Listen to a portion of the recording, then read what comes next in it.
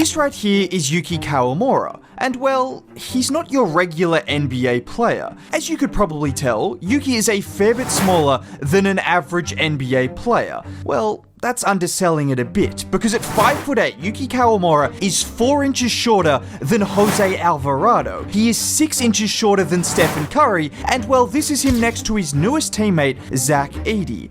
Yeah, height isn't Yuki's biggest strength, but you know what they say, it's not about the size, it's about the motion in the ocean. Well, that's referring to something else, but it's the same concept, because at 5'8", he's looking to place himself amongst a rare group of NBA players who have been able to succeed despite their height limitations, with a chance to become just the 16th player ever at 5'8" or below to play in an NBA game. And if you exclude guys who just played a few garbage time minutes, there have only been 6 notable NBA players to have played a role in the league at 5'8" or below. But if preseason is anything to go by, Yuki Kawamura might be number 7. Memphis can tie or take the lead. No look pass. Edey ties it up. 1.5 points.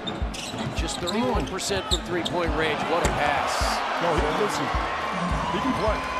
Whatever Yuki lacks in size, he makes up for with his playmaking ability, because in just under 70 minutes of game time in preseason, he's already made more highlight-worthy passes than a lot of players make in their entire career. Just look at this play where he's being guarded tightly at the three-point line. He gets a step on the defender, and pause here. There is no opening here aside from maybe kicking it out to Desmond Bane and hoping he can make something happen. Well, no, Kawamura decides to go one better and throw a no-look dime to a cutting Jay Huff. And this is such a ridiculous pass, because it's not your regular no-look pass where a player sees a guy standing still and then kind of looks away as he's throwing it. Tyrese Halliburton. But very few players could make that pass if they were looking, let alone at full speed going to his left and then throwing it across his body. Just look at John Conchar on the bench. He knows how ridiculous that is. Or about this time where Yuki gets 2 feet in the paint, watches both defenders try to swat him, but that doesn't bother him as he looks off Walker before throwing an absolute dime to Huff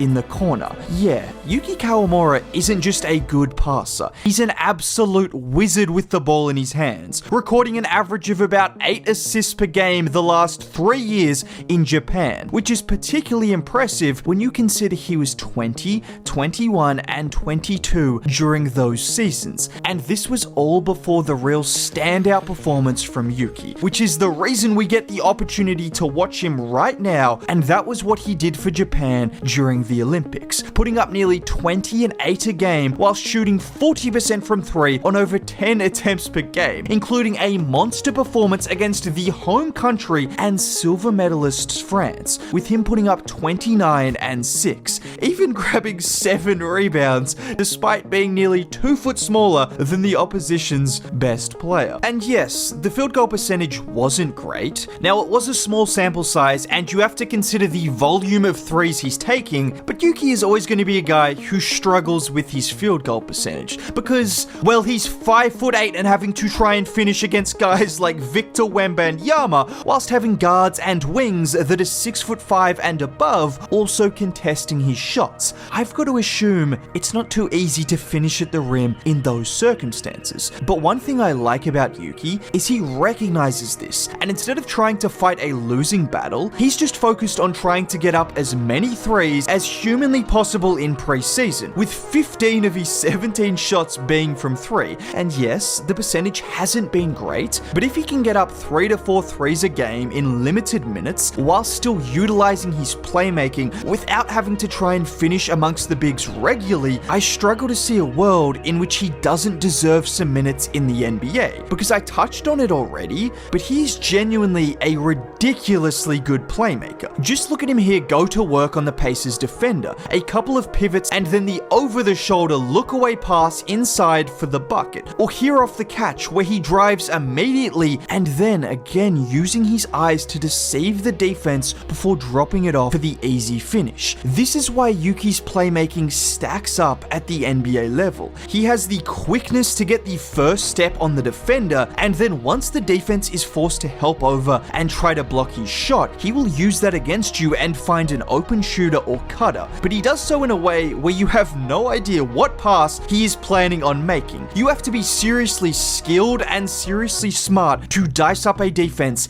at his size. Luckily, he's both of those things. And it's not just the amount of assists he's been getting in preseason, but it's the quality of those assists. As you've seen on a lot of these examples, he is finding wide open cutters, wide open three-point shooters, creating great high-quality looks for his teammates. Again, here's another example of this, where he starts out in the corner. They set the initial screen for him to get the handoff, and once the Mavs big steps up, he makes that dime to J-Huff for the easy reverse dunk. This is also why it'll be useful for him to have a mid-range game as well, because when he gets to that spot on the floor, his passing will be more and more effective if the defense is forced to guard him more tightly. That is going to make or break Yuki Kawamura's game at the NBA level. How much respect will the defense give him, and how much respect will he make them give him? Because if he is shooting 35% from 3 and knocking down mid-range shots, the defense is going to be forced to guard him, and at that point, we know he's going to dice them up with his quickness and playmaking, but that's a lot harder to do, if not impossible to do, if the defense is just allowed to sag off. But all of this is cool.